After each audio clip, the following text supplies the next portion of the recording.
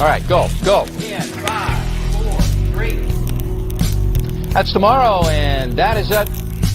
In 5, 4, 3. That's tomorrow, and that is it for us today. And we will leave you with a... I can't do it. We'll do it live. Okay. Go. We'll do it live. Fuck it. Do it live. I'll write it, and we'll do it live. Fucking thing sucks. 5, 4, 3. That's tomorrow, and that is it for us today. I'm Bill O'Reilly. Thanks again for watching. We'll leave you with Sting and a cut off his new album. Take it away.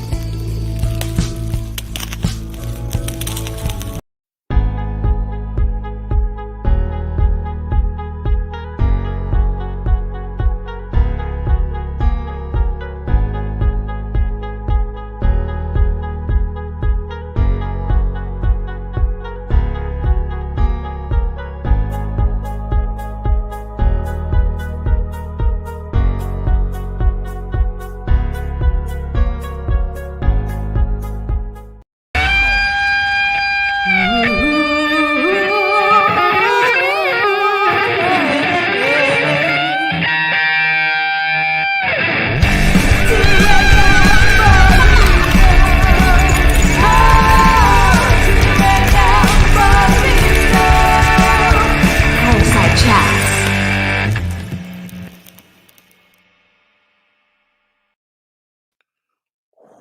What is up, everybody? It's your boy Lou Martinez, aka Big Chief Burrito, live with you on a Tuesday. Fireside Chats with Big Chief Burrito coming at you live from San Diego, California, the Burrito Lounge, Chula Vista. We got Shy Girl and also my new shepherd in the background. Hope everybody's having a good week. Hope everybody had a good weekend. Hope everybody's staying safe or doing the best to stay safe during this time. Hopefully everybody's working or at least collecting some money to keep them alive during this trying times. We've been here busy. A lot of cool stuff happening at 2 a.m. Burrito Productions. Got a lot of stuff to share with you guys in the next coming days about what I will be doing in the next few months. Very exciting stuff. We're editing a music video. We are helping produce some film festival related stuff, and we'll be coming at you with some things that you will be able to get involved with.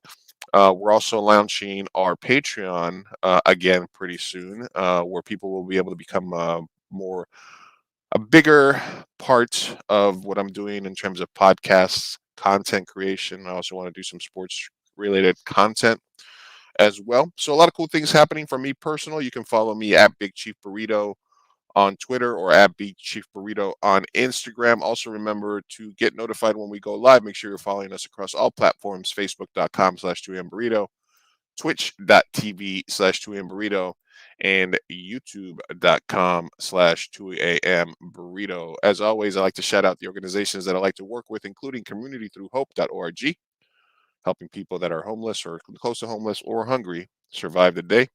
Arts for a Better Tomorrow, artsbt.org, Jose Yanke's organization helping children in San Diego, Tijuana, and Los Angeles deal with trauma through the arts. And We Save the Puppy. As you can tell, I have a couple in the background. One of my pet causes. They are helping get street animals homes. There's my boy also in the back, front and center with his big ass ears. Anyway, thank you guys for stopping in. Leave a comment, leave a like, share a stream, leave a heart. Thank you for whoever left that right now. Ask a question here of our upcoming guest today. Somebody that I've wanted to talk to on the pod for a long time. I've worked with them a few times in the past. know about him here locally as a producer of some independent projects, mostly film and TV related in the past. Also has a history as an author, and he's published a new book, parts 1 and 2 of a detective sort of novel mystery called Private Investigations, available on Amazon, Barnes and Noble, wherever you get your books. And I'd like to welcome him onto the show. We're going to talk about his life in film as well as his upcoming projects and his current projects. Please welcome Mr. Daryl Vickers. Thank you, thank you, thank you. It's a pleasure being here with Luis. Good to be here tonight. So fire away and let's get this rocking and rolling. All right, I always say the same thing, but I don't know how people can have interviews in this very short format. I prefer much better this sort of wider, more cinematic feel. I hope you're okay with that. I feel like here it's like a little too intense. Maybe I say this when it's an intense question. It could be having like, and then, so what do you think about that, Daryl? No. Thank you for being a part of the show, man. So let's jump into it. What was the transition like from producing film and TV projects, a visual medium, to transitioning to a written sort of artistic, a book? I think, going this route, going from the TV or episodic script to the book, I think was easier than doing it the opposite, because I noticed when I wrote the scripts, it seemed to me it was easier to go the opposite way. And the tagging is different when you write in the book format versus the script format. But in the script, you have all the action right there. You have to write all the action of what the characters are doing. So I think it was easier going this way because the action was already written. So then you just had to come in and do the tagging. So the characters, when the person's reading it, they understand who's talking. And then you kind of write around all the action. So you had a script for episodic Right, TV, correct. Something that you had filmed part of as well. Correct. So I had all the scripts written. So it was just a matter of taking the scripts, copying it to a Word, and then changing the tagging. So what I did is I got a book, something like this, and it's just how to write dialogue in the book format. And it's not difficult. It's just different. And once you get the hang of it and understand, the structure of writing in a dialogue format or book format, then it's like, and then you can expand more because you have much more room because you're dealing with chapters.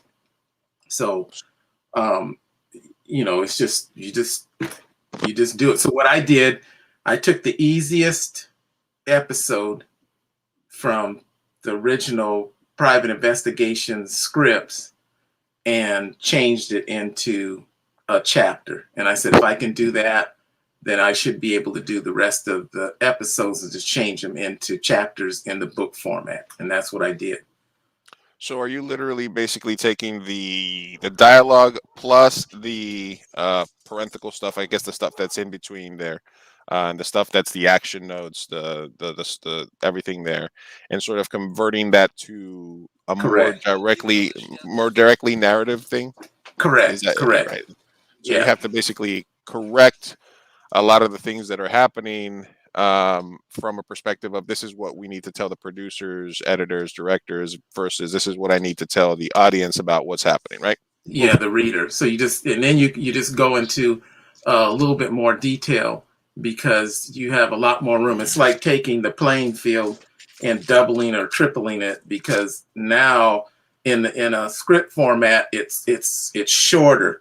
So now you have much more room to expand on the characters and what they're doing. And then when you're writing, then you can kind of like, oh, okay, well, maybe in this scene, maybe I can write a little bit more within the scene to explain to the readers what's going on versus what was in the script. So at no point did you feel like you needed to cut, right? It's more No, you go the opposite. It's the opposite. you're uncutting. You're taking stuff that you might have taken away earlier because you thought it was too bulky and putting it back in. Right. And then you're expanding on what you originally would have cut in the scripts. Now you're expanding it, and it's almost like you're blowing it up wider. Do you go Because back to now, like oh, go ahead. no, do you go back to like your original notes, earlier drafts when you might have had more stuff that you cut, or do you sort of go from the finished product that you had? Go. I went from the finished scripts and then enhanced those into the book format, and then because it's so short, now you have to kind of like expand even more, and now you can write even more details to explain to the reader what's going on. So it's and then you can, when you write it in dialogue, you can also rearrange things because sometimes the scenes which you're writing, the scenes don't fit from the script format to the book. So I kind of rearranged some of it and said, okay, this should happen after this, or this should have happened before. So it's Okay. just a matter of like taking all the scenes and kind of rearranging some of them. Some of them didn't fit. I wrote some of the scenes from the script didn't fit in the book format, and vice versa. Some of the scenes I wrote in the book wouldn't fit in the book. So I just kind of pushed them to the side. I said that could be it for another volume or another book later on down the road, like part 3 or something like that. Did you bring back any characters or any major pieces of action or something that you might have cut due to time limitations earlier? Everything pretty much from the original scripts were included into the book, plus scenes were added in to enhance the book. So, okay, again, more And all the adding. yeah, you're adding a lot more. So all the characters that were in that we were filming in the episodic web series, they're all in the book plus some. And Go ahead. oh, I was just gonna say, because when we were, when you're working on the scripts, sometimes you get ideas when you're writing the characters. Sometimes when it changes over to the book, sometimes it's like, well, we can add a character in here Mhm. or change this character slightly, and maybe they have a relative or a friend, or they have an acquaintance or an associate that's with them that you write in the book that maybe wasn't in the script. When did you make the decision to? I mean, I mean, because I have concepts in my mind right now, right? For example, Mm-hmm. I have a concept, and for like either a short film, but I think it can also work animated or even possibly as a comic book, Mm-hmm. and it's hard for me to decide which way I want to pursue producing it. So after you've already made a decision that this is going to be an episodic, TV pilot or something like that that you guys want to pursue, and you already start filming it, Right. how is the process of, I guess, coming to grips with the fact that it's not working as you had originally intended and that you need to pivot to a different medium? Do you sort of have to have a conversation with yourself about the possibilities of the project, and how difficult was that part, accepting that and then figuring it out, this is not working, maybe it'll work as a book? That's kind of funny you asked that question, because it just came down to the fact I had another actress friend kind of like talk me into it. Because after we ended filming Private Investigations, and we went through a lot of directors, crew, actors, back and forth. So then the decision was made, okay, we're going to have to cease filming until either we have to decide to condense it or come back in a slightly different version. Maybe we combine seasons 1 and 2 together. I don't know. That's what we were gonna sit down and talk about. Then I had an actress friend that lives here in San Diego. She suggested, well, maybe you should just write it as a novel because she was also a writer. So then I started thinking about it. I said, you know what? You might be right. So that's when I got the book on writing dialogue and just made the transfer over. I said, we can always come back. Was that And, Belle? oh, yes. Yes. She's the one that convinced me. And I had also worked on her book. She had written a book, and I did the cover art for it. And that's through our conversation. She's the one that kind of suggested it. So since I had all the scripts written, I says, okay, well, let me see what I can do to change this, reformat it into a novel version. And we already kind of decided, well, maybe we may want to come back and film the episodic version. We may combine seasons 1 and 2 together. I would like to make it, you know how like they have all these podcasts now where they're episodic podcasts. You don't see the characters on screen, but you hear them. That's what I like to do with one thing I'd like to do with PI, because it fits into that format because it's old school and new school together. So I think that would work real good besides filming it. So we got like a few different ways that we could go.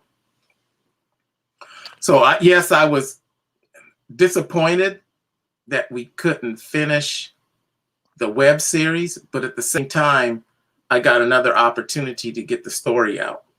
And even the director, when I talked to him, and he was apologizing, and so lately I've told him, I says, well, if we had finished the series, then I never would have written the book. There would have been no reason to. Keithan dropping in. Thanks for stopping by, Keithan. Look forward to seeing you at the con this November. Says, I still don't understand why you stopped filming. I guess, in some cases at indie filmmaking, the decision is tough when you have to put a project to bed. I've had to do this 2 separate times. It's important to also talk about, not only the success, because I think a lot of people only put success out there into social media and stuff like that, but filmmakers also have to deal with failures. I had a project called the Skinner Project, a horror concept that I came up with that a lot of people invested time in. Mm-hmm.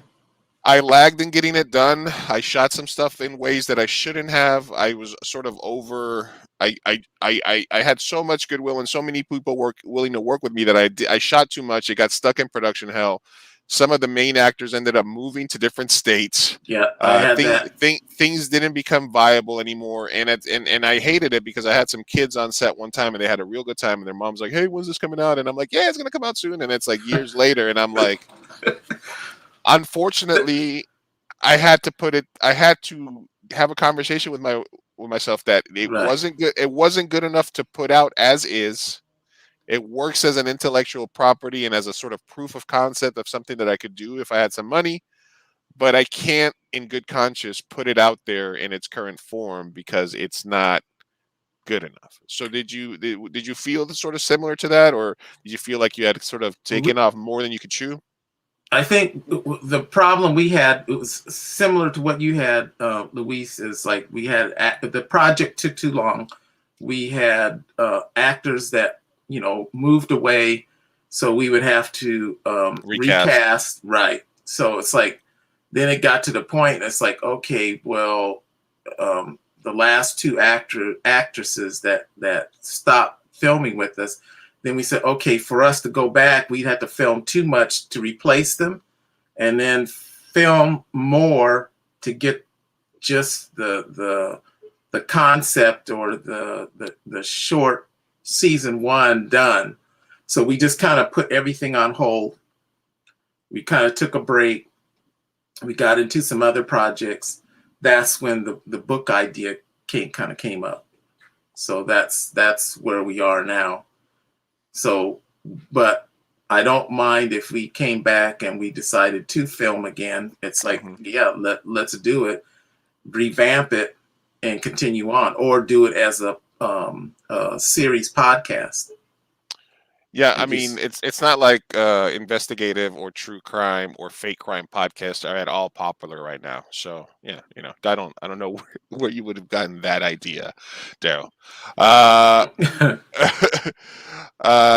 Keaton says like sounds like you had folks around that were not willing to go the extra mile. In my opinion, that could be it. The thing Yeah. is, I think is that at this level of filmmaking, local productions, it's all about people's goodwill. And if a project doesn't get shot, that's why for young filmmakers, it's good to start. And so many projects start off this way where they're like, I got 8 episodes planned and then a Right. feature, and we're gonna do, and it's gonna spin off into 6 other things. And Right.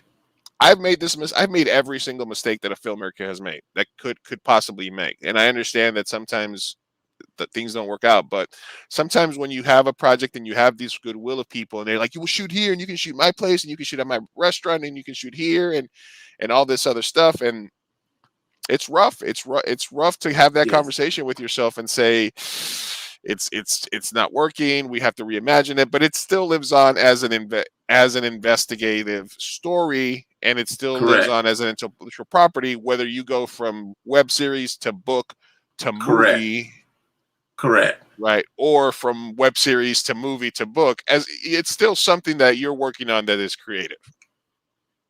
Correct. That is exactly right. So you never give up, and you just keep moving, and other opportunities kind of come up, and other people put thoughts in your mind. You're going like, hey, that might be a good idea. Let me see if I can do that. So that's kind of like where we're at with Private Investigations Book 1 and Book 2. So originally I had put Book 1 out by itself. This was back in 2017. I self-published it. So then I'm sitting at home one day, and a publisher called me, and they wanted to know what I did with the book. So I told them, well, I self-published. They go, well, that's great. Congratulations. But I still had to do all the marketing for it myself. So then they told me, the conversation kind of rolled around, and I told them, I said, well, I'm writing Book 2 for it. And they go, really? So they said, well, when you get it done, send it to us. We'd like to take a look at it. We'll give you our opinion of it. So I said, okay.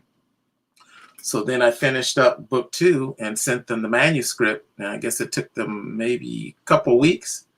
And then they emailed me, and they says, we'd like to add this to our book titles. So I said, okay. And then I combined Book 1 with Book 2, and I made it a second edition. If you write it, they will come, right? Is that correct? And it's called Never Giving Up. Never not working, never giving up. Absolutely. Thank you, Portia Gregory, for stopping by. She says yes. Yes. Daryl Vickers. That's my buddy. All right. And Cyro stopping by. Thank you. Can't stay long, but good to see your faces. Appreciate the love as always, Cyro. We are live with Mr. Daryl Vickers. You can find his book, Private Investigations, Book 1. All right, I used the wrong one. Hold on a second. What am I doing here? There we go. Private Investigations, Book 1, available on paperback or on Kindle. Correct. On Amazon, $2.99. Yes. That's what we like to call a bargain. Or $9.99 for the paperback. Now, if they purchase the Book 1 and Book 2 together, that version is I made it a second edition, and it's with Book 2 together. So you actually get 2 books in one. Nice. And you can also get it at Barnes and Noble. That's the one. Right. That's Book 1 and Book 2, Private Investigation. Together. All right. Oh, hey, my honey tips are acting up. Go away. All right. When we're live, thank you guys for everybody that stopped in. Leave the comment, ask the questions. If you have any questions for Daryl about the process of converting his web series into a book, feel free to leave them in the chat. And we're going to talk a little bit about our favorite detective novels and characters from just to give you guys a little preview of something I like to do at the end of the show with everybody. Not going to say what it is. It might be detective theme. But we are live. Make sure that you guys are following us across all platforms. Facebook.com/2mburrito, Twitch.tv/2mburrito, YouTube.com/2mburrito. You guys know the drill. The podcast is available through Spotify, iTunes, Bullhorn, Pandora. We get a lot of listeners through by looking for the 2 a.m. Burrito podcast. So after we stream here live, tomorrow morning or the next morning, it'll be available for you guys to listen in audio only format. I did want to talk to you a little bit about your history in the industry and sort of where it got started. Obviously, you have the ability to write, to produce. You've done sound on a few of my projects, and we've worked together several times. But where did the artistic passion start? Did it start with writing stories that you eventually got back to? Did it start with obsessing over film or media, or what was the first sort of artistic endeavor that you were passionate about growing up there? This kind of like came in. I took a lot of art classes in school. I was always in elementary school, always drawing, painting. I come from that type of artistic background, so it was a kind of a natural progression to go from, you know, drawing, painting, that type of art into filmmaking. And I'd worked in aerospace and automotive industry prior to coming into film.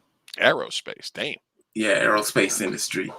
So I had gotten laid off. Then I had to figure out what I wanted to do next.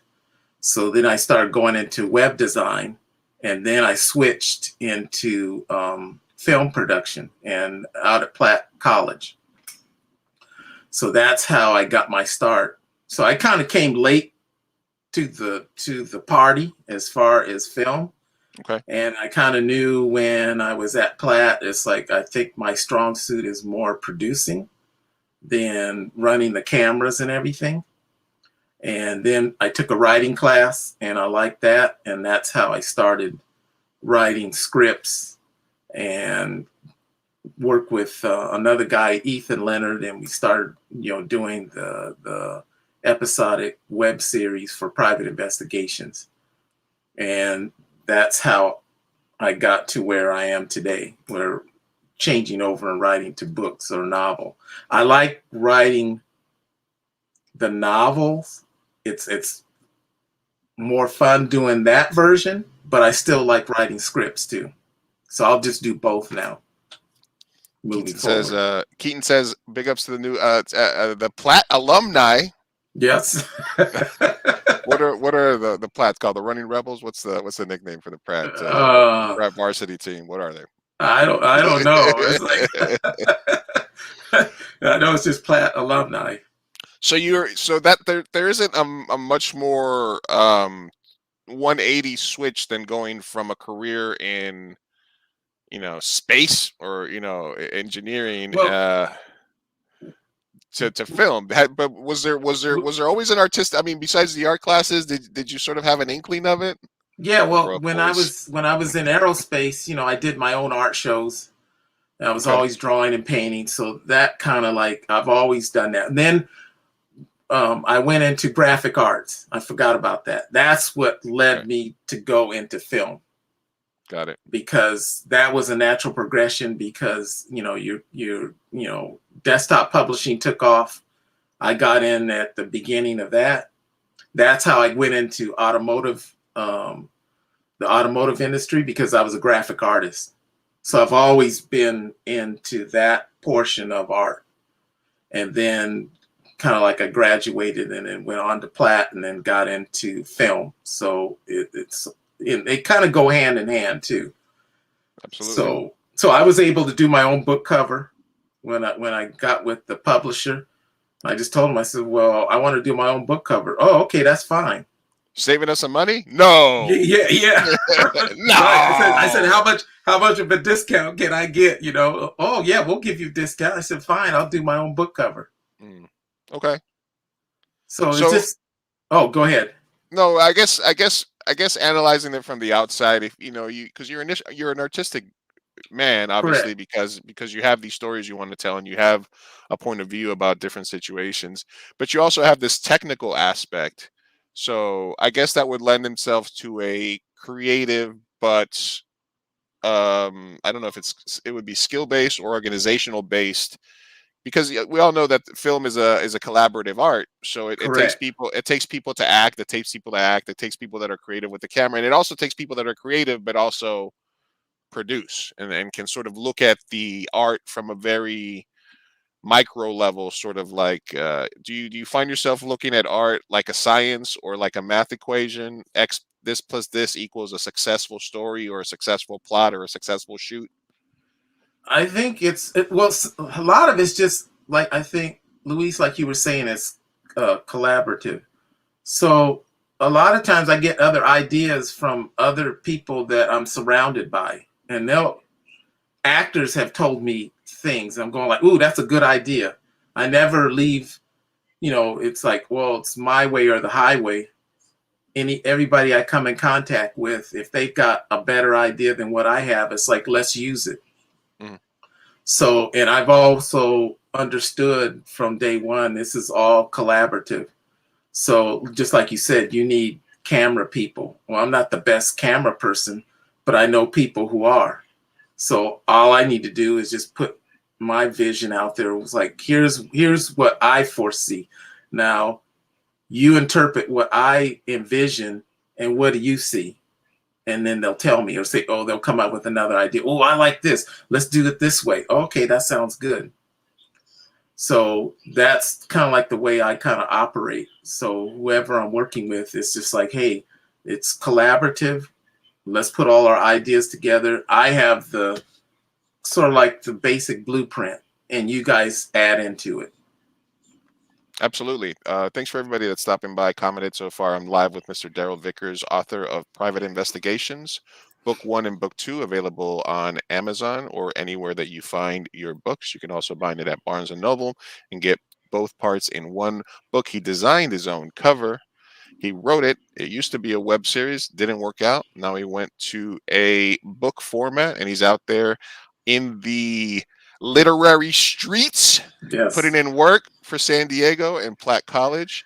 Um, and I've worked with you several times, and it is very interesting that when you are collaborating with people, even when I'm on set, anybody that's part of the production team is always open to being able to give me suggestions. Obviously, there's a hierarchy on set: the Correct. director, AD, but you have to let people do what they are better at than you.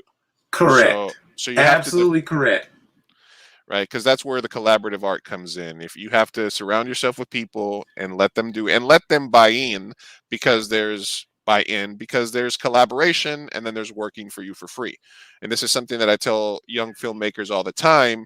You will get goodwill because you are a passionate new, I don't want to say young because you can start film at any age. You are a passionate new filmmaker. People are in your circle will automatically gravitate to helping you. And there's actors that will work for you for free. There's up and coming cinematographers that will work with you for free.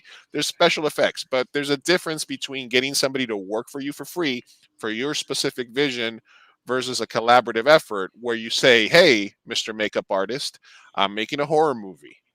Is there any gory special effect that you want to do to add to your resume? And they say, nobody's ever asked me that. I would like to tear somebody's arm off because I think I have a cool idea of how to do that. You know what? I hadn't thought about that, but if you want to do that and do that in my movie, I will write it in and then we'll make that one of the scenes. That's collaboration versus, hey, I'm looking for a makeup artist. Great. We're going to do a disembowelment and some bullet wounds, and I have no budget. Will you do that for me? That's getting somebody to work for you for free. And if you're going to want people to collaborate with you, you're going to have to give up some of your power and let them bring a little bit of their energy into it. Do you agree? I totally agree. And I'm one of those individuals that says, okay, here's the parameter here's the fence around the whole area. As long as we don't go outside, it's like, oh, okay, well, I have this private investigator, but he also, on the side, he also goes overseas and he's a terrorist and he's killing all kinds of people. Well, of course, that's not exactly going to work. Spoiler alert. Yeah. So you kind of like, here's the parameters, but if we Right. stay inside the parameters here and it's a big area to work from, then I'm okay with it. If you've got another idea, and I'll be Ultimately, happy to go ahead. ultimately somebody's gonna make the final decision. So it's, in a writer's room, it's different because if I'm the writer and I'm bringing people in to pitch ideas, pitch any idea you want, Right. but you got to sell it, and you got to sell me, and I got to see your vision, because if not, I'm going to say, No, we're not using it. It's not good enough, or it's not, like you said, within the parameters of what I've created. Right. All right, Right. we got Keaton says the fact that you keep moving forward with your vision is a huge key to success. It sounds like you've kept your vision intact, Daryl. Congrats on everything. Thank you. Thank you. That's from one Pratt alumni to the other here. We're live with Mr. Daryl Vickers talking about his book. Did you have a proclivity or an inkling that if you did do something, like, where does the investigator part come in? Like, why is your first project, your first book in that genre? Did you gravitate to those types of books or stories when you were a kid? Did you, Well, well, I kind of read when I was younger, the Hardy Boys. That okay. was kind of like, that's part of it. I always have like detective movies, police drama Yeah, that's movies interesting. and shows, and they have to solve an issue. But how this particular idea kind of came across is when we took the writing class at Platt. At the last day of class, we were sitting around and we started just kind of brainstorming ideas.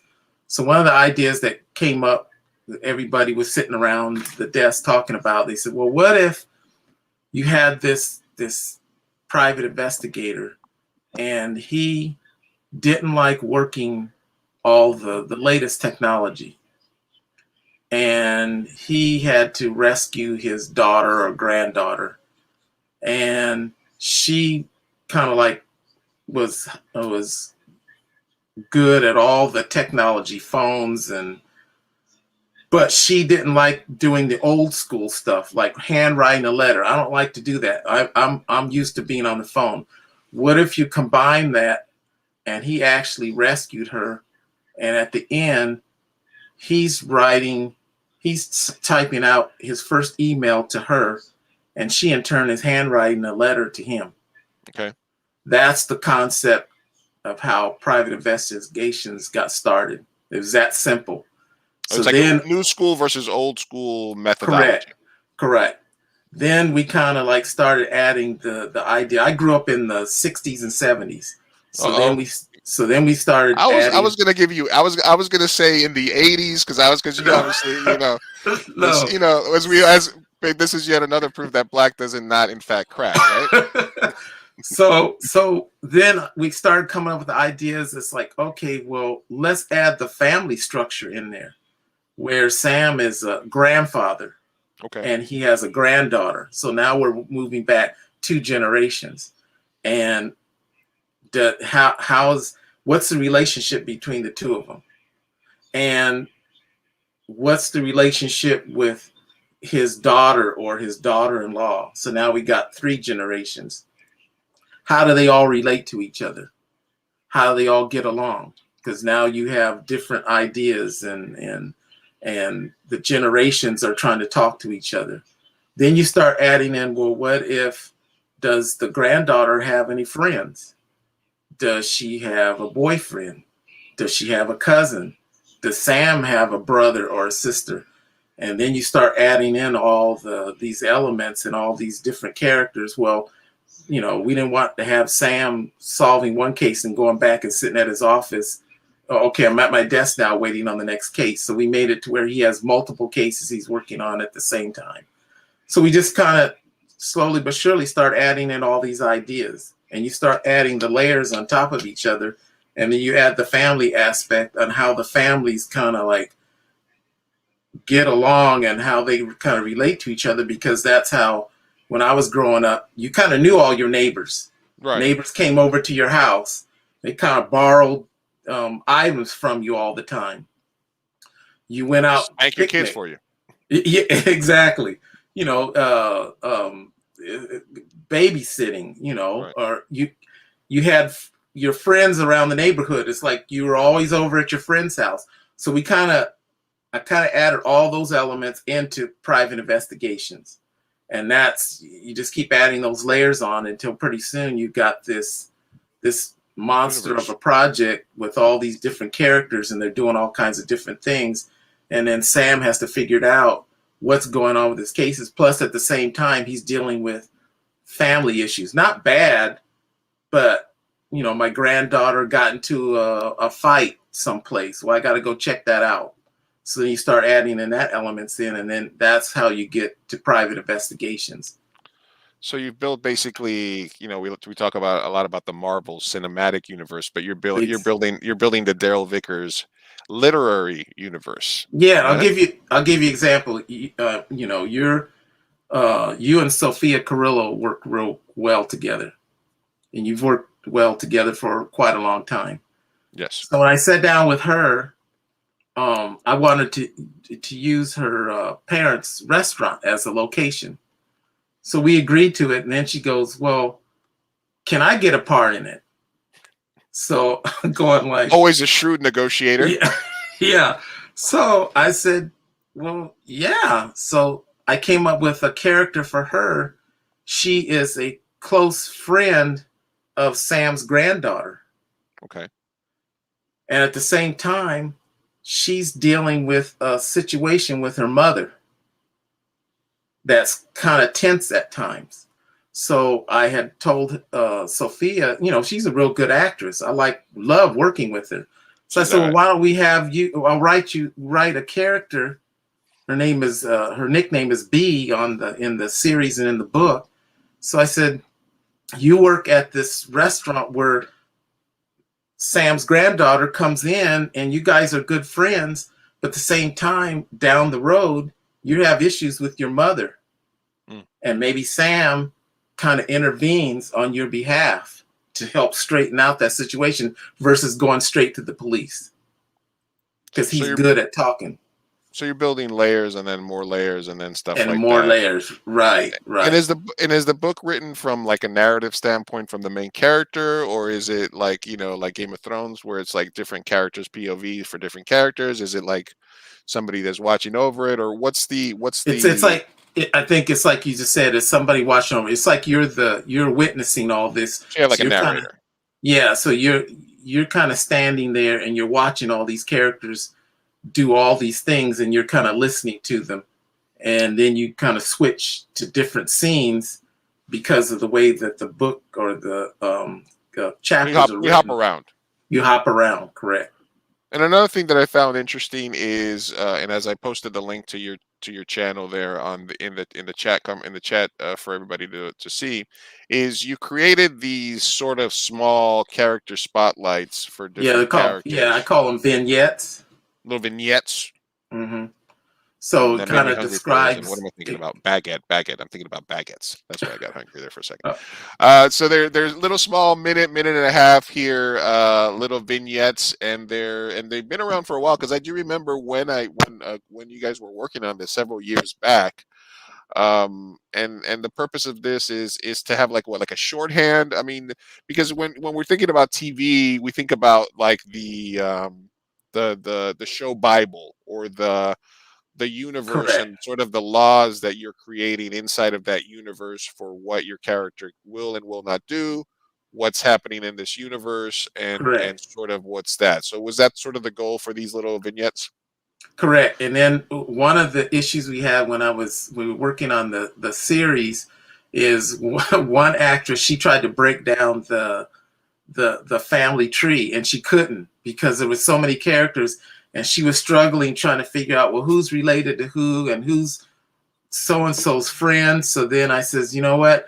When I do the book, and I says, why don't I do these little vignettes to describe the character, and within the vignette it kind of explains who they're kind of related to and what their purpose of what they're doing in the book.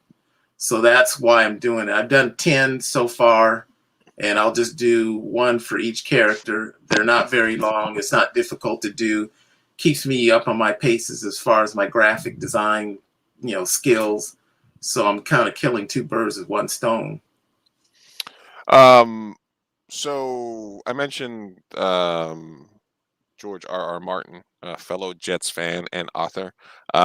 We've been waiting for like 10 years for the Winds of Winter to drop. Um, what is your time frame for like, right now? Publisher gets on the phone with you, Daryl.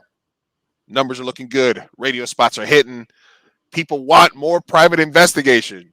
How many books do you have in you?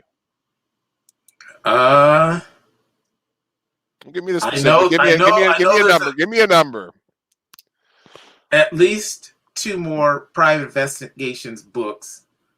Plus, there's a spinoff. Uh-oh. There's a spinoff family within the second book Mm. that I want to go off into that direction. So 5 And that seasons was in a movie? Is that what you're telling me? no, well, it'd be either in the movie version or book version. They're called the Greenwoods, and Okay. that's based on my wife and I at one time we were helping their family. This is in real life, helping them develop some land down in Louisiana. So I wrote this about 8 or 9 characters within book 2, and they come from Louisiana out to San Diego because that's where it takes place in Westlake, like a city right next to San Diego. Okay. So that's coming. Keeping it local. Very local. Because we originally wanted to film private investigations all in San Diego. All San Diego, many San Diego actors as we could possibly get. Plus the locations would all be in San Diego. We didn't, nothing against LA, but we wanted to film it down here. Absolutely, absolutely. And as part of the San Diego sort of community, it's awesome to keep some of these projects in house. Correct. And there's a lot of great actors already here that Absolutely. Yeah. I mean, Sofia Carita's all right, but other than that, I mean, I do have a poster. I do have a poster right there behind me of her in the movie that she was in for us. So that's the thing. We are live. We're live with Daryl Vickers from the Private Investigation book series. Thank you, everybody that stopped by. If you have any questions for Daryl, drop them in the comment section below. Make sure you leave a like. Make sure that if you are watching us across all different platforms, including Facebook, you are following the page and hitting the notifications so that you know when we go live with new interviews. If you have any people that you think I should interview with interesting journeys and interesting things to promote, please send them my way. Also, if you are on Twitch, which is a newer version, of YouTube, I guess, where people do a lot of gaming, interviews, podcasts, stuff like that. You can also follow me on twitch.tv/2mburrito. And as always, you can see all of our old previous work, some of which includes Mr. Daryl Vickers as a producer or with the boom pole, getting his thing on. His sound guy on. You can find us at youtube.com/2amburrito. I also want to shout out one of our previous guest from Mestizo Coffee, another company that I'm starting to work with. It is Mestizo Coffee. Just search for Mestizo Coffee. Top shelf. Mexican, Latin American. They work in collaboration with hip hop artists for different types of collaborations and style. It is by Latinx producers, people that are brewers, or I don't know how you call them, growers of coffee, whatever those people are called. And we had Big Brown Dad, the creator of this, on the pod a couple of days back. So I told him I'd promote Mestizo Coffee during Latinx History Month, obviously. But back to our topic at hand, Private Investigations, the show, the series. You are a sound guy. What's the craziest thing you ever heard when somebody either forgot to turn their mic off or you caught? Because we always forget that the sound guy hears all. Can hear everything. So you've had any instances of people hitting the bathroom without turning off their lab or anything crazy where they start talking shit about the director, or what have you heard? Yes, I've had a couple times where it's like you hear the tinkling going on and you're going like, uh-oh, you're trying to shut stuff off because once in a while you don't people kind of like the cast and crew, on set, everybody's going every which way. So you kind of lose track of people. And if they don't exactly tell you, you don't know, you kind of lose track of them until you hear something in the headphones. And you're going like, uh-oh, well, let me shut, you're trying to hit buttons to shut off. So people won't get embarrassed. And a lot of times it's very cool. I'm working a lot with this one director. His name is Matthew Robinson. He's out of Temecula. or I should say Orange County, and he's real good at when he's working with two actors is separating them and then telling one actor, well, I want you to do this, this, and this because I want to get a reaction from the other actor. So since the actors are all lobbed up, I can hear all this. So I'm just sitting there waiting to see, okay, when we Sparks get, fly. when we get to this next scene and we're going to refilm this or we're going to do another take, how's this all going to come out? And you get to see the reactions of the actors before, while it's unfolding, the scene is unfolding. So that's pretty cool. I wanted to talk to you a little bit about the history of film as you grew up in terms of like blaxploitation films and the types of films that were important to you growing up. Do you remember? Because like I said, I'm giving you credit for being an 80s baby, but you outed yourself, so I guess we can go there. Yeah. But do you remember how that felt for you when you started to see, those types of films start to come out, maybe in the 70s and 80s? And were those the types of films that you obsessed of growing up, or what were the? I guess where we can start. What was the first film that you sort of Well, obsessed about when you were growing up? well, when I was growing up, uh,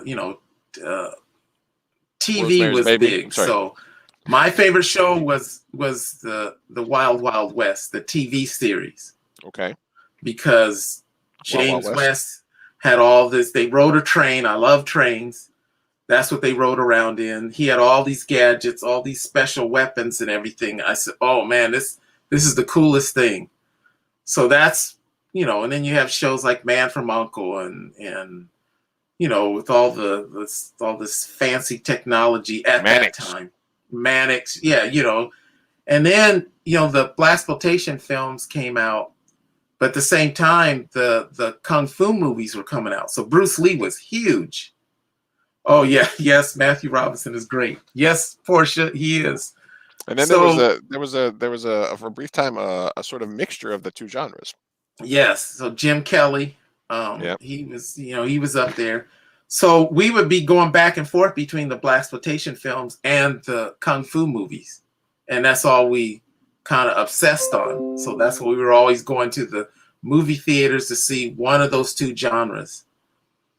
And so and then that got to the 70s into the 80s, and you know, um, you started seeing some of the then we got into the like like Boys in the Hood and movies like that, and Denzel kind of started coming through. Well, And even before that, like I'm gonna get you, sucker. All the yeah, Pam Grier stuff. yeah. Pam Grier was huge when I was growing up. Shaft, Superfly, Super fun. those were all huge movies. The reason, Oh, go ahead. no, the reason I bring it up, and obviously we want to hear about your experiences and kind of the films that I always like to ask people, like the film that they first obsessed about that they wanted to watch over and over again. But that's more for like when VCRs were invented. Sorry, but but the reason I asked that is because there's this tendency now to retcon, to go back and explore people's filmography, and then we sort of get these different views on filmmakers who we once idolized or who we thought more about because we learn more about them. The same thing that's Right. happening now, where we're finding out that Chucky, John Gruden, was not the the fun guy that we thought he was, just screaming at people on the sidelines. That there was Right. apparently the guy was super angry about stuff. Who knew? Right. So now it's like we have to put into context. Well, was he really that good, or did he just sort of come in after Tony Dungy in Tampa, and etc. Brings us to somebody like Tarantino, who was idolized the minute he came out. He's sort of done, he's done his thing, but then the whole Pulp Fiction, writing himself a character that gets to say the N word like as many times as he wants in Pulp Fiction, or and things like that, and then sort of like his justification is it's my movie, I get to do whatever the hell I want, whenever I want. This is an artist thing. Where do you fall on sort of reevaluating people's history of work after we find out maybe they weren't as clean and pristine as we thought they were? Well, gee, that's a great question. Let me write that down. with Tarantino, I personally, as far as the N word goes, Mhm. I'll use it when it's actually necessary to use it. It has to be in a certain situation that fits into what we're talking about. I'm just not willy nilly You're saying both with in your personal life as well as in a script, or are you talking about correct, in general? correct. Okay. So I'll give you an example. Now Quentin Tarantino, it's like he did his thing. He used let's talk about that word. He used it a lot. That's Quentin Tarantino, but that's not me. And I believe everybody should travel in their own lane. Mhm. So I'm not here to tell Quentin, well, you can't say that. That's up to him, and especially a lot of the other black films that use the N word quite a bit. It's like you made that decision. I'm not here as an artist to tell another artist you can't do it. I just want to show there's different lanes for different people. So I personally only use it when necessary. So, for example, when we did Perspectives, the series, there is a part in I needed a jump off point. So, Martrell Upton's character, his name is Jordan in there. He's on the phone and he's talking to his friend, and he uses the N word, but his aunt is coming behind him and she overhears it and she starts chastising him about it. Like, why are you using that? We don't use that around here. So I got the best of both worlds in that situation. So, but I'm not here to tell somebody. I've seen scripts where the N word and F bombs are flying every other word, but I'm not here to tell them you can't do that. That's not particularly what I do. I guess it's not necessarily trying to say that you can't write that into a script, that Correct. if you feel that it's necessary. It's more like that he takes such joy in it, I guess would be, Yeah, and yeah, yeah. And that it's like, and that he cast himself in the role, and he's like, well, I got Sam Jackson here, so it's okay. He co-signed, right? It's almost like J Lo saying Ja Rule told her she could use the word, right? It's yeah. It's like and it's a slippery slope when you start trying to tell people, well, you can't use that word, and it's only reserved for for black people. But I've seen it in other movies where it's like I'm questioning. It's like, well, why did they even use it? It doesn't fit in this particular spot. the place that I'm coming from with it obviously is it's 2021, so it's a different way of thinking, and different things that you can and can't not say, because we're a little bit more grown as a culture, I guess. But I come from growing up in the late 80s, early 90s in New York, in Queens, when hip hop was starting, and absolutely every young person in New York that got in, that was, if you were, let's say, 12 to 19, between like 1989 and 1994, and that's the time where you got into hip hop, and especially in New York City, Correct. every person in New York was using that word, and it didn't mean Correct. what it meant everywhere else in the world. It just meant Correct. inside of New York. It meant friend, homie, it meant stuff like that. So I grew up like that was just another word that we use, and not necessarily ever being descriptive of a black person. So but you also have to evolve as a person to where now, 20 years later, I'm like, even though it was cool back then, and like I have, Times change. yeah, and then like, even if my friends are using it towards me that are African American, or whatever, like I still understand that there is that things are different. You just have to, even though you might get mad that you're singing a rap song at karaoke and you can't say that word or something, but you just have to adjust. You just have to realize that it's okay. You just can't It- use the one word and you'll be cool, man. It's all. yeah, because you don't know nowadays who you're going to come in contact with. Like, if you're talking to somebody like myself or my father, who's the next generation up, even using it with the er, the a, he's going to say something because that's how he grew up. Even though, and for me, when we were growing up, Or like the setting what was it, that one cartoon, the Boondocks, the NUCCA, that one, yeah, this yeah.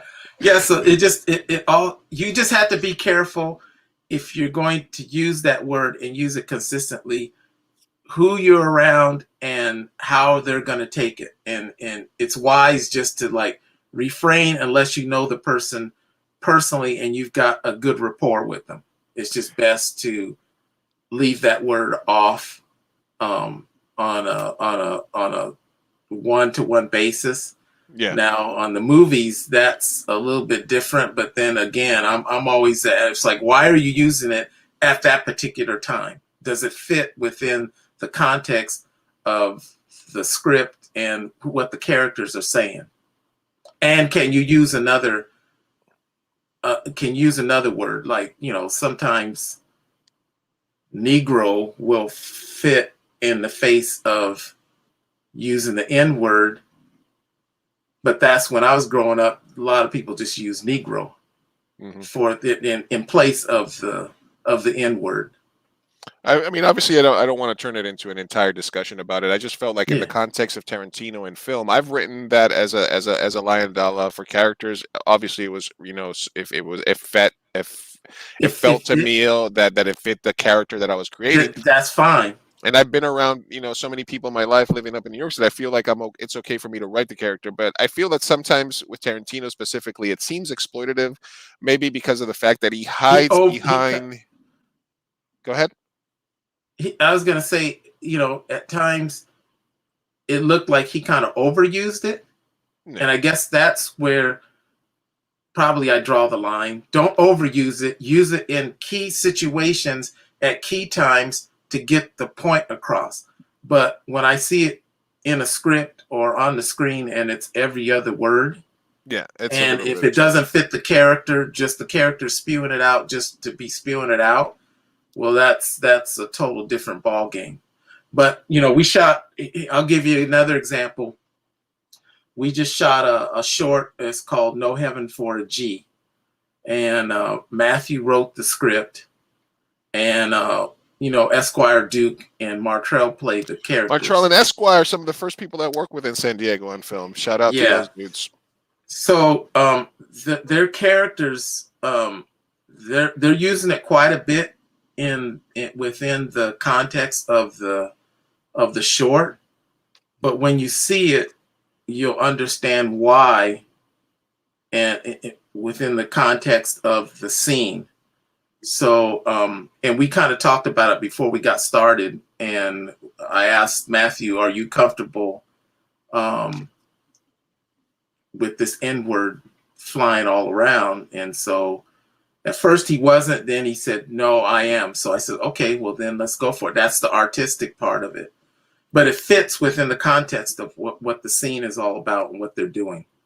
The last thing I was going to say was basically like, as it reflects to Tarantino, is that he just seems to hide behind because it's something that I feel at the end of the day, it's going to be your movie. So I want people to think about the choices that I make in casting and the different types of peoples, the roles that portray. As long as you think about it and come at it from an honest place and you say, this is the art that I'm creating. Correct. At the end of the day, it's written and directed by Luis Martinez. It's written and directed by Daryl Vickers. It is your choice. But I think what he does a little bit is he hides behind that in order to just be able to brush criticism off. So if anybody says you use the N-word too much, he says, well, it was during slave times. What do you want me to do? And it's my movie and I get to do what I want. Or if they say, you sort of misrepresented Bruce Lee and you made him look like a shitty character, and people are upset, including his family, that you chose to take one set of stories and base your Bruce Lee character on it. And he says, fuck those people. It's my movie. I get to do whatever. He hides behind that artist shield a lot. Yeah, and that's where, yes, he has that artistic right to do that. But at the same time, I since I kind of grew up watching Bruce Lee and following his career and what he went through, I never would have done it that way. And knowing Bruce Lee wouldn't have sat there and taken all that. It's like, no, that's not, it ain't happening going down that way. So, and like in your situation, I know you personally, and I know just basically what you just described. You're not going to go out there and just fly the N word around just to be flying it around. There's a purpose of why you're using it at that time, and you're not going to overuse it.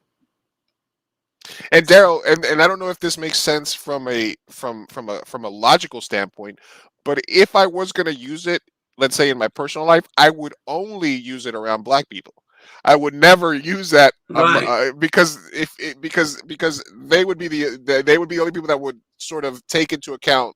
Not that I do anymore at this point in my life. Like I said, that was '90s hip hop, New York, Queens, 1992.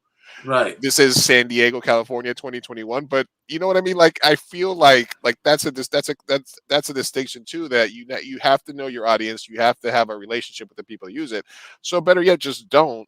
And in terms of the representation in the film, like you said, if you have to and it fits a narrative and it fits a character type, go ahead. But the overuse and the gratuitous sort of Correct. You is what got it. happened. Let me just Right. check in with Keithan, who's commenting, and he says mainstream media doesn't really talk for black people. Often they miss the whole point of why we get upset about certain incidents. Correct. The problem is there is a lack of balance in how we are portrayed in films. It's too much of a hood viewpoint that makes the world stand out in a cringe way. So, And so getting to Keithan Jones's what he just stated, when we got to PI, we made the conscious effort. We said, well, we didn't want the especially the female characters. We took out the B word. We said when they refer to each other, they don't use the B word against each other. They'll use other words if they're going to, cap on them or play the dozens. They'll use other words, but not the B word. I thought that was a put down. We took out the N word. We said we think they're a little bit more sophisticated than to be using that word left and right. And within the context of the characters, they've traveled a lot. They've traveled overseas a lot, so they've seen a lot. So when you see them in the film, they talk more like they're about, when you read about them in the book, they talk more like they're about 13 or 14. That's the way they kind of come off when you meet them. But then they get very sophisticated. When they talk to adults, they're very adult-like. And that's what throws the adult characters off. They say, well, we didn't realize they were like that. They come off as super smart. And we wanted to purposely make them the young female characters. They kind of come off as more fun than mean to each other. Yeah, but they can they kind of cap on each other and have fun with each other without getting vulgar about it. Look at Daryl using the lingo. I don't even use cap. Daryl. All right. Let me ask you this though, because the same way you are making a point to write non-gratuitous, non-cliched black Correct. characters into your script, they're and shout out Malcolm Johns for stopping by. He says, awesome discussion, gentlemen. Malcolm Johns, one of my day ones. Hey, Malcolm. Thank you for stopping by, G. Just as you're taking pride in making sure that you are writing these multidimensional African American characters, that are not cliched or stereotypes.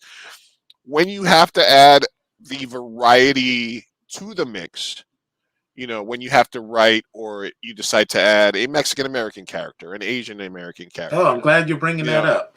A gay or a trans character or something like that. Do you reach out to your circle and, with samples of what you're thinking to get feedback from it? Do you sort of just at what point do you sort of get out of your own head so that you're not doing what they've done to you in the past in terms of writing characters? Oh, that's an excellent question. So, Sam is a older Filipino private investigator. Okay. And he speaks Tagalog. So you're saying he's a PI? He's a PI. Okay. Make it. I hadn't thought about it that way. Making sure. Okay, that's your tagline right there. PI. Yeah. Okay. So when we found Jonathan Minerva, who plays the Sam character. So I met with him several times, and we went over his character, and we also got into the languages, the culture. And I sat down with him, and he told me some funny stories about how he grew up, where he grew up. And so we started implementing all that, his sort of like, so a lot of his background into his character. And then Tiffany Porter, remember her? Mhm. Okay, she's up in LA. So I sat down with both of them, and we went through a lot of the Philippine culture, what it all meant, and how it was going to be related into the PI characters.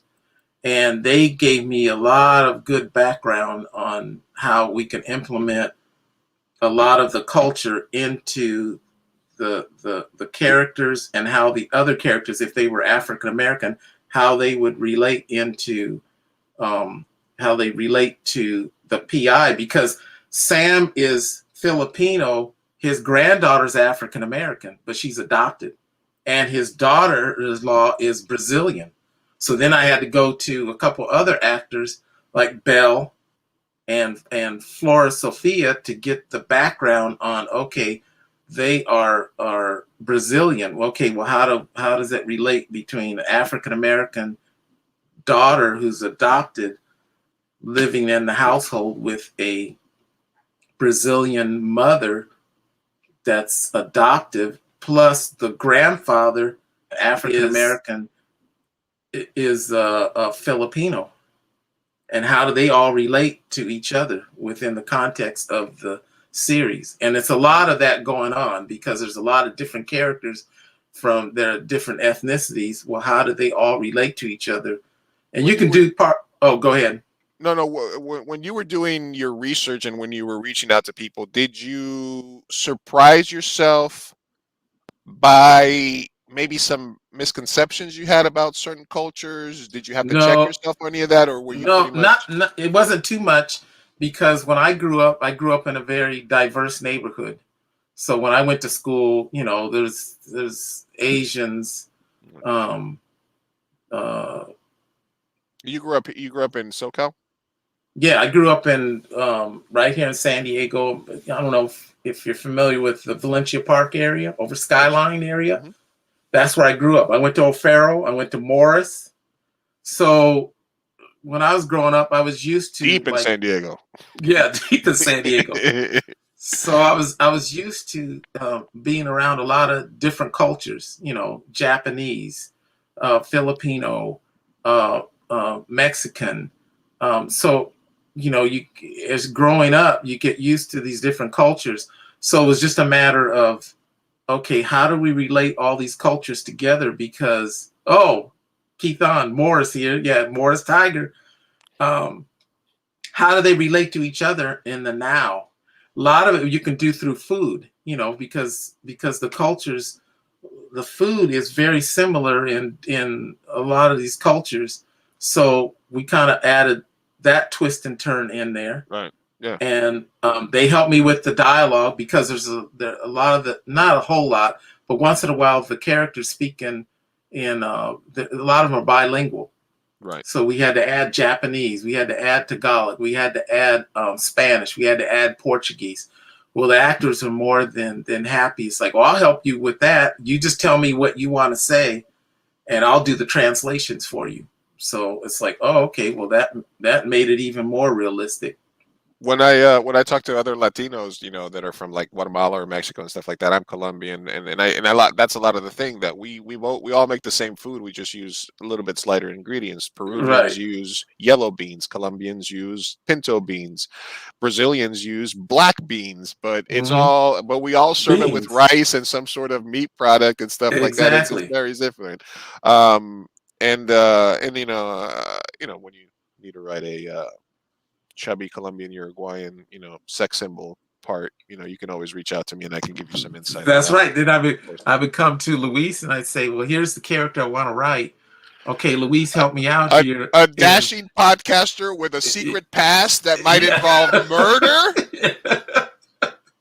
Yeah, and here's the character I want to write.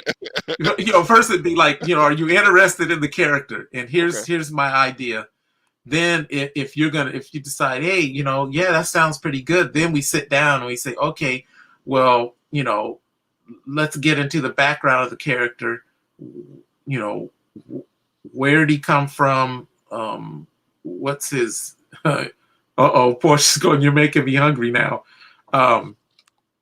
We kind of get into the background of the character and where he came from, where he's going, what languages does he speak or he or she speak. Let's get into the culture to make it realistic. I don't want to write something that when a person of that culture reads it or sees it, they're going, well, that's not true, or that's bogus, or that's crap. I want them to go, oh man, that's really good. That came out really good. You got it. You nailed it. That's what I want to hear. Yeah, I mean, obviously, the black experience in film and being, shown as, like Keaton was talking earlier, showing only the hood and this and that, and only, types of. It's the same thing that, as a Colombian, I deal with the fact that there's 8,000 shows about Pablo Escobar, but very few shows about the culture or about the other things that Right. make us the stuff. So we completely relate on that. I do want to give a shout out to the people that have been watching. Thank you everybody for tuning in Thank to you this very much. very interesting conversation. Portia said earlier, great job, Daryl. Really good interview questions, Luis Martinez. Thank you very much for watching and for following us, Portia. Keithan also says, read the comics The Good Asian. He's an Asian detective. I think that should be, he's a detective that happens to be, I'm sorry, I'm just messing around. We're not gonna nip. I did want to bring up something, and again, guys, if you guys want to support Daryl, make sure that you guys, I dropped the link to his YouTube channel in the comments, so you can subscribe to his channel and see what's going on with his characters for his upcoming novels, private investigations. You can see about the little characters here that he's done. They're well produced. I watched a couple of them in preparation. You can also get his book Private Investigations Book 1 on paperback or on Kindle on Amazon for just $3. That's a bargain. Or you can get part 1 and 2 on barnesandnoble.com by searching for Private Investigations Book 1 and 2, and you can get that. And look, this is all art created by Mr. Fuck Yo Cookies. I'm just kidding. By Mr. Daryl Vickers himself. Hey, it happens to me all the time. Yeah, exactly. And then one other thing that I wanted to mention is that I will be, and I'll make a more official announcement about this, but I am joining the San Diego Latino Film Festival as a guest curator and a guest programmer for the next festival. My focus is going to be on finding Latinx and Latino comedies. I do want to remind our artists that there's still a call for entries if you have a film that is about the Latinx experience or features Latinx talent in front of or behind the talent, Latino, Latinas, Latins, Hispanics, whatever you want to call us. We are still open for entries for the festival, and there is also a poster competition going on for the 2022 season. There is a poster competition with I think it's $1,000 for first place for whoever comes up with the concept for the poster design for the San Diego Latino Film Festival. As always, I also want to shout out Mestizo Top Shelf Coffee, who came on our show the other day. They're going to send me some cool ass coffee in the next couple of days. I'm looking forward to it. So make sure that you guys are following me across platforms to see where I go and the types of people that I have on: Facebook.com/2amburrito, Twitch.tv/2amburrito, YouTube.com/2amburrito. The podcast can be found by looking for 2M Burrito. Anywhere you look for your podcast, make sure you like and subscribe, leave a comment so that you're notified. Thank you, everybody that has allowed me to make this a platform where I am getting the chance to talk with interesting people. This was long overdue, Mr. Vickers. One other thing that I did want to talk to you about before we let you go, and then I have a couple of other bits that I'm going to do. But before I let you go, I did want to talk to you about your plans for local libraries in terms of reading and stuff like that. Can you expand a little bit on that? We spoke about it a little bit earlier. Yes, what I want to do, COVID is kind of like not. It's kind of wreaking havoc right now. But what I wanted to do with the private investigations book, I wanted to start down here in the South Bay where I live, and at least traveling around to some of the local libraries and doing some book reads and some Q&As, just to build up some publicity for the book. And because it's so diverse down here with a lot of different ethnicities, and PI has a lot of different characters that are different ethnicities, I think it would be a good fit, and it would be mutually beneficial to both the community and the book. So that's what I plan to do. I imagine that as it was in, I told the story before, but when I was a kid growing up, the first time I ever saw a Latino name on a TV screen was A. Martinez, who was part of the cast of L.A. Law, and I just remember randomly walking by a TV when that L.A. Law intro was happening and just seeing The literally name. the letter A, Martinez. Mm-hmm. And I didn't understand that guy. Just A. Martinez is on this show. My name is Martinez. I am Latino. I do not see myself enough on TV.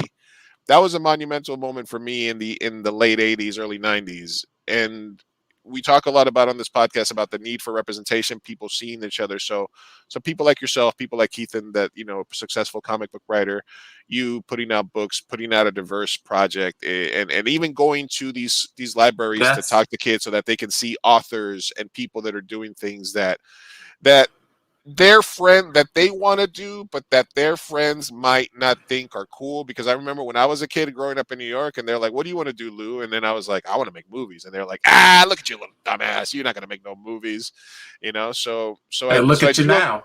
Yeah, so look at hey, I'm making movies and not getting paid for it. It's fucking great. So I do think that it's awesome of you to do something like that. Congratulations, Luis Martinez. Thank you, Portia. I appreciate it. I look forward to working with the festival. I love it. One other question here from Keithan, and then we're going to move on to a couple of last bits here. He asked, Daryl, why do you think there is so much creative energy in San Diego? Great question, Keithan. It's just, I say within the last 5, 6, 7 years, it's just all of a sudden there's just for San Diego, it's just a big, push. A lot of ideas, a lot of creative, collaborations going on. I'm always collaborating with people. I've met a lot of people since 2013 here. Like Luis said, I've worked on several of his projects. I'm always willing to work with. There I am. There I am. The sound guy can hear all this. Is on the set, I believe, of Last Dragon. Yes, the Last Dragon remix fan film with Chris Thomas that we did. Yep. And I just believe, it just to get out there, work with different people. You don't know who you're going to meet up with, and this project leads to another project, and you get to work with all these different creative minds and different creative people here in San Diego, and it just grows and grows and grows. And like I said before, there's so much talent here. When we started Private Investigations, I was just amazed at how much talent there is here. I says, I really don't have to go anyplace. There's enough. Everybody's right here. There's definitely a good mix. Mr. Vickers, I appreciate you taking the time to talk to me today, man. I wish you nothing but success. We got a couple of things here that we're going to wrap this up. One of them is a bit and a segment that I like to call, Should I Buy This?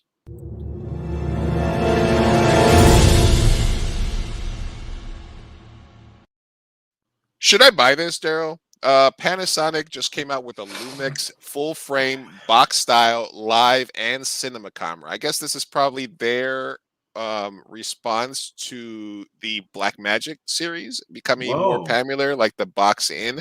It's a smaller frame. I mean, I'm Lumix for life. I got the GH2. We work with GH4s, GH5. So I'm a Lumix fan.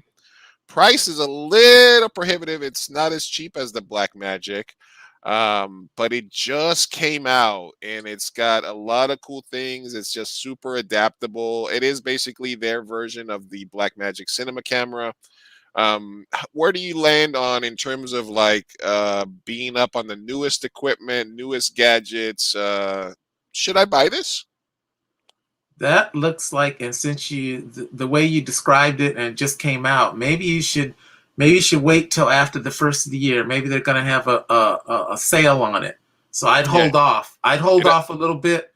Give it it doesn't about come out till 3. November, so Okay, so give it to about March, April of next year. See if the price rolls down a little bit, and then plus make your purchase. we would need to have a very successful launch of the Patreon for me to be able to afford this. Number one, just it's 3,500 right there just for the box. But it is on the radar. It is on the radar. It's a full frame sensor, dynamic range, up to 4.9K. It's very it looks I it know looks it's I very know nice. it I know it's tempting, but It is tempting, but I'm not going to put it on a credit card. We're not going to buy this. I will not buy this unless it drops in price. That has yeah. been should I buy this? Finally, Mr. Vickers, after much ado and after talking about your life and what you've been passionate about and all the things that make your project, Private Investigations, an important project, I hope that you have much success with it in the literature world and obviously if it comes full circle and we get somebody buys it and they start and say, hey, here's some money to make it. I want to be in the mix, so you let me know. But we do have one last thing that I do with all my guests, What's that? and that is something that we like to call the bracket bit. Okay. All right, boys and girls, you know what that sound means. It's time for bracket bit. Bracket bit. Bracket bit. Woo, woo, woo, woo. Bracket bit. Bracket bit. Woo, woo, woo, woo, woo. Fireside Chat. Is right, Mr. Daryl Vickers. We Okay, have I'm gotten ready for to bracket bit. we have come to the end of the interview. That means I can safely light up my blunt because I don't have to focus anymore, or I don't have to worry about messing anything up, and we're in a legal state, so I can medicate. But the bracket bit is created for maximum pain. I'm going to give you a choice of 2 options. Whichever you decide moves on to the next round. Now, Okay. the reasons I create the bracket bit are mine only to create maximum pain. How you decide to answer them is completely up to you. You can use whatever science, whatever methodology, whatever you want to decide which of the 2 options I'm going to give you moves forward. Are you ready? I am ready. And for this bracket bit, we have decided to choose Investigator Showdown. I'm going to give you Okay. 2 private investigators or investigative groups from either popular literature or popular culture. And Okay. you're going to have to give me which one of them moves forward. Okay. Are you aware of the rules and do you accept them? I'm pretty much aware of the rules. I accept them, and let's get it on. Let's bracket. All Let's right. bracket.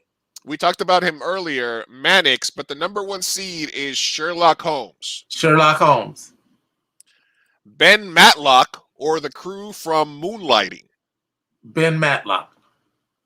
I mean, we remember Moonlighting. Moonlighting was a thing, Uh-huh. right? In the 80s. What was that? Die Hard and then Candace Bergen, I think. Or what was it? No, Bruce no, Willis. it was Bruce Willis. yeah, and I Was it can't remember Candace the Bergman? Was it actresses. Candace Bergman or was it? No, It was another like actress that went on to film afterwards, right? Somebody yeah, remind me. yeah. Some old person in the chat. Let me know who that was with. I'm just kidding. Sam Spade from the Maltese Falcon, sort of the classic film noir detective, or Cagney and Lacey. Cagney and Lacey. Cagney and Lacey. Michael Chiklis from the Shield, or the character's name was Vic Mackey, or Law and Order, Jerry Orbach as Lenny Briscoe. Michael Chiklis. Michael Chiklis. Uh-huh. This has been called the world's most famous detective, or the world's greatest detective, Batman, or Starsky and Hutch. I gotta go with Starsky and Hutch. Starsky and Hutch. Nancy Drew, or Heart to Heart? Gotta go with my Nancy Drew. C. Augustine Daffin. He's from the Murders in Rue Morgue and the Edgar Allan Poe sort of detectives, or the Rockford Files. Gotta go with my Rockford Files. Rockford Files. So far, the 80s and old school taking it. Hercule Poirot from the Agatha Christie novels. Hercule Poirot. Or Who Loves You, Baby? Kojak. Who Loves You, Baby? Kojak. Jack Reacher, played by Tom Cruise in the movie, but also a bunch of novels about him as a sort of a detective investigator. Or Andre Braugher from Homicide, Life on the Street. I like Andre Braugher. Columbo. Let me just ask you one last thing. Just one last thing that's been bugging me. Or from Miami Vice, Crockett and Tubbs. We've reached Daryl's first pain point here. I know. Just a reminder to those playing at home, the bracket bit is created for maximum pain. I do want to make sure that you guys understand that as a disclosure. I have to go with Crockett and Tubbs. Crockett and Tubbs takes out Columbo. Yeah. What a first round upset. I thought Columbo could make it to the finals, but Crockett and Tubbs, Miami Detectives. Moving on. That was a hard one. My arm fell off on that one. Charlie's Angels or Jack Peralta from the show BK99, Brooklyn Nine-Nine. I have to go with Charlie's Angels. Dirty Harry Callahan or Bumbling Detective Monk. That's another hard one. Guess you got to ask yourself. I know. Do you feel funny? Well, do you, Daryl? I'll go with Dirty Harry. Dirty Harry. It even works. Do you, Monk? Dirty Harry. Dirty Harry. 44 Magnum. Can't beat that. Murder, She Wrote, or the old school Dragnet, Joe Friday. I have to go with Murder, She Wrote. The MMM, Ramswowi, number one ladies detective agency, one of the most popular detective books in all of Africa, or Remington Steele. Number one ladies detective agency or Remington Steele? Number one ladies detective agency. Number one ladies detective agency moves on. Shot right here in San Diego. Veronica Mars. Veronica Mars or Scooby-Doo? Veronica. Not even a whiff for the mystery van. Come on, we got my boy Scooby. All right, I get you. It's your bracket. You get to choose. All right. Perry Mason or Magnum PI? Perry Mason moves on. Moving on, we got Sherlock Holmes versus Ben Matlock. It's gotta be. One of them's I've always liked some Sherlock Holmes. Do you like the books better? Do you like the new movie adaptations? Do you like the old school movie adaptations? I like everything. I like the old Sherlock, the latest Sherlock books, everything Sherlock. Everything Sherlock. There's a reason he's the number one seed here. Cagney and Lacey or Michael Chiklis, Vic Mackey from The Shield? I think I'm gonna have to go with Michael Chiklis. Starsky and Hutch.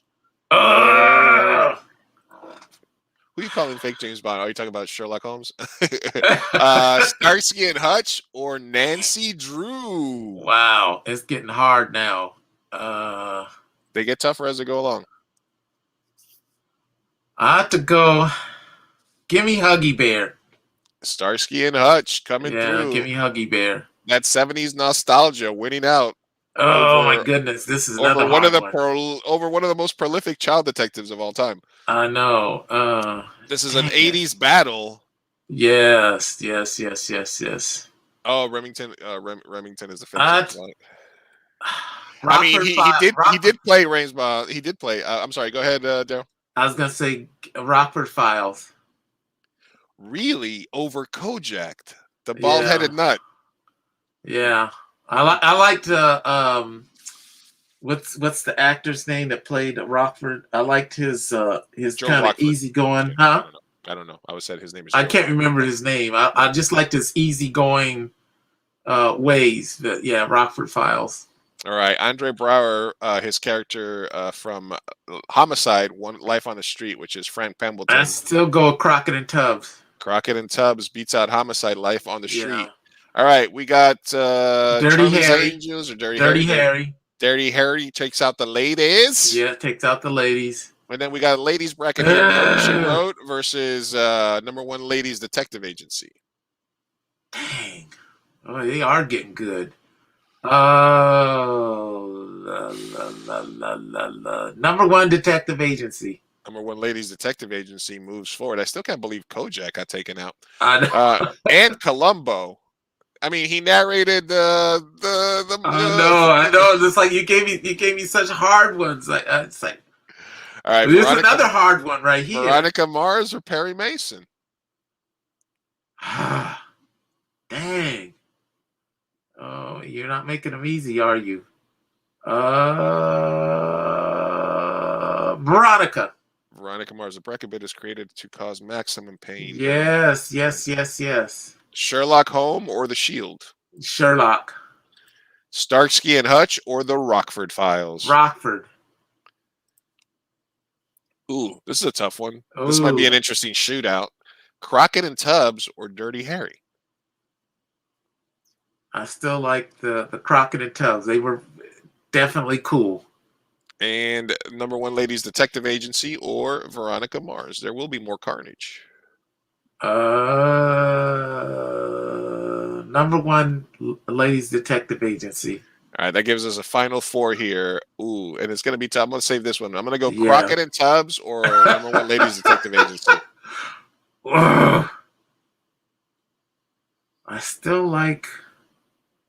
You're going with 80s Crockett Miami and Tubbs. Cool. 80s Miami Crockett. Cool. Miami Cool.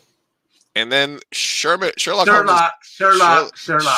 Rockford Files was having a nice run until he ran into this monster. Yeah. All right, you're writing private investigations. It's about private investigators, detectives. It's a myriad of different types of classes, different types of cases, different types of characters. We have probably the quintessential 80s detectives, Crockett and Tubbs, fighting the dirty mobs and gangs of Miami. Sherlock. It's got to be Sherlock. And we have the number one rated detective of all time, Sherlock Holmes. It's got to be Sherlock. In an expected win. But still, it was interesting to see your bracket selections here. From Kojak going out in the second round to Columbo not making out of the first. That was good. That was real good. Do you feel that there's any omissions, any detective or investigator from the past? You know what? Pink Panther was definitely. Oh yeah. Was definitely an omission. I do these on the run sometimes. So yeah, Pink Panther. That is absolutely a good call, Keaton. That was somebody that I could have got in there. Do you feel there's anybody else that I missed? With all that you had in there, I can't think of anybody off the top of my head. You covered it really good. Yeah, this is what I you got a lot of the. I don't know if you could have had. I don't know if you would consider the Wild Wild West. They were kind of investigators, but not exactly, since they were Secret Service agents. That they would have went far, because that was one of my favorites. It was right there in his name. How did I not get Pink Panther and Inspector Gadget? I'm going to consult with Keith before I do the next bracket because he has some good suggestions. But that was good. You had me on the ropes there about 4, 5, 6 times. It's like, oh man, which way do I go? Well, Mr. Vickers, like I said, I've known you personally for several years, and I appreciate you always being a friend to me, helping out on projects as needed, and being supportive of my career. And I enjoy that all the times that we work together. I hope we work together in the future. And I was glad that we will. Yeah, and I was glad that we got this time to sit down. Yes. I wish. Thank you for the interview. No, and I wish you nothing but success with the book moving forward. Hopefully people continue to pick it up. I know that you said it's doing pretty well, and hopefully that continues to improve as well. I would like a signed copy myself.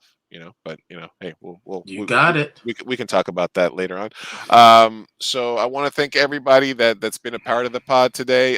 That's stopped by. Thank you everybody for the questions, comments, and the love.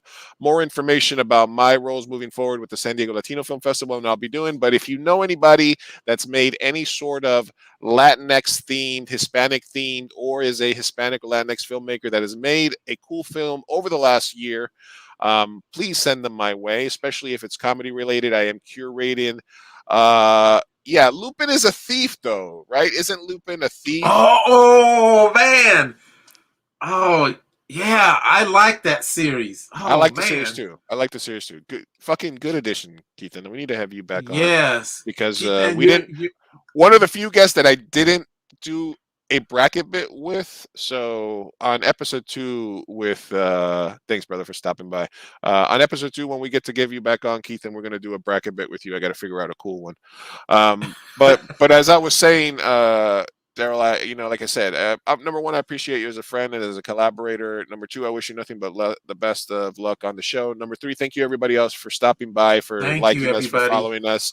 This Like I is said, I'll have great. more information about my role with a couple of new projects moving forward. Hopefully next time we'll be able to share some stuff. I'm also editing a cool video, so we're going to have Dante on at some point and maybe premiere the music videos with him that I'm editing, that I'm helping produce on. So thank you very much. We're going to do this intro. I'll be back in 60 seconds for a post-mortem, Daryl. But thank you, everybody that's watched, and we'll catch you out on the next one. Peace out. Thank you.